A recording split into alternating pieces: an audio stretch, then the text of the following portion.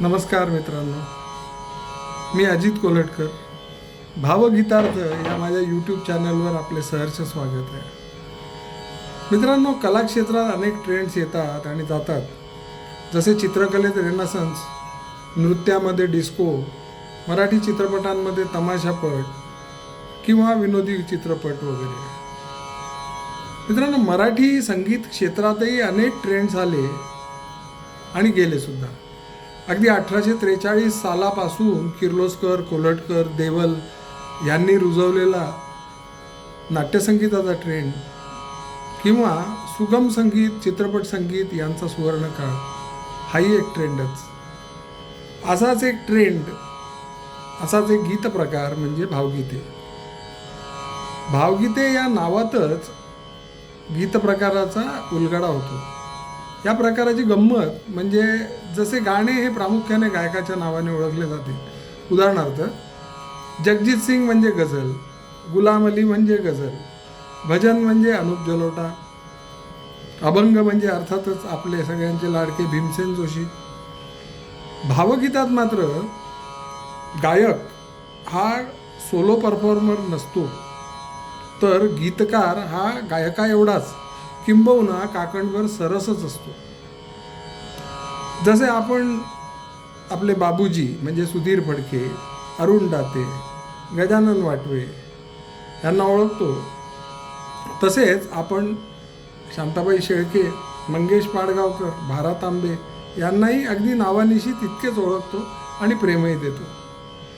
या दीर्घ प्रस्तावनेनंतर मी अशाच एका सुंदर भावगीताचा भावार्थ मला जसा भावला तो तुमच्यासमोर मांडतोय. गाण्याचे बोल आहेत. अखेरचे येतील माझ्या तेच शब्द उठी,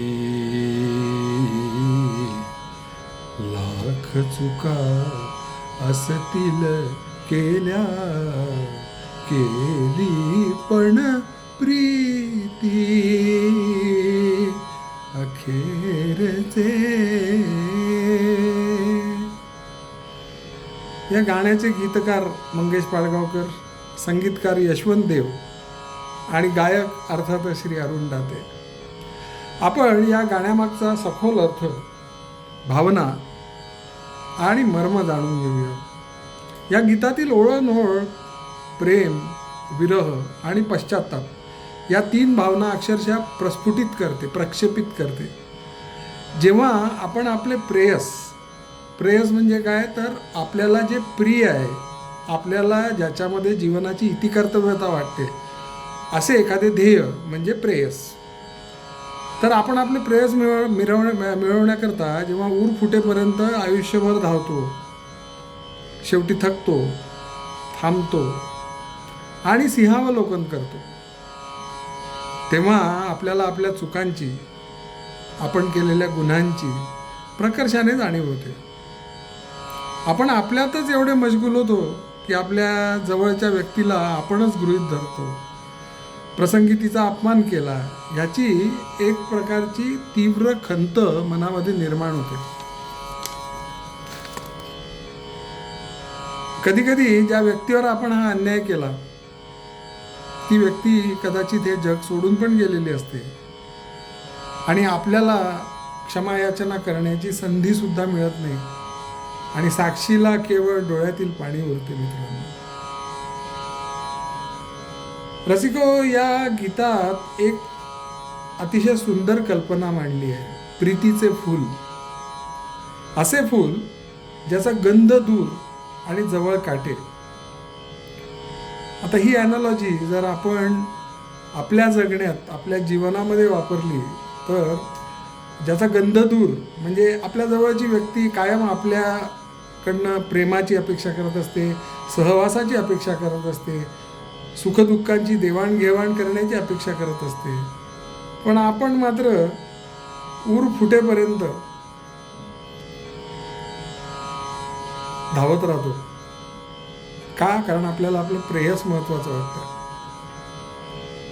आपल्यावर निरपेक्ष प्रेम करणाऱ्या व्यक्तीला हा गंध म्हणजे आपला सहवास, आपला लळाजिव्हाळा हा मिळत नाही, पण विरहाचे, आपण केलेल्या अपमानाचे, कळत नकळत का होईना अपमानाचे काटे मात्र मिळतात.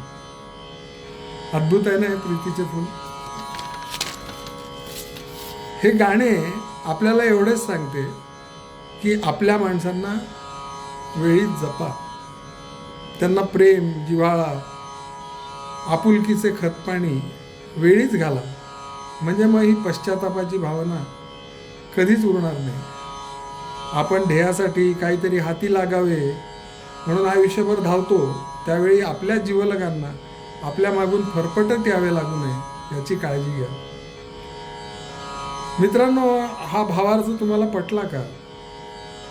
तुमच्या हृदयाला भिडेल असे काही याच्यामध्ये होते का? नक्की कमेंट करून सांगा. आणि हो, तुम्ही जर या भावगीतांच्या प्रेमात माझ्यासारखेच असाल तर माझ्या चॅनलला लाईक, शेअर आणि सबस्क्राईब करा, म्हणजे मी अनेक अशी उत्तमोत्तम भावगीते आणि त्याचा भावार्थ तुमच्यासमोर पुन्हा घेऊन येईल. पुन्हा एकदा चॅनलला सबस्क्राईब करा. खूप खूप धन्यवाद. नमस्कार.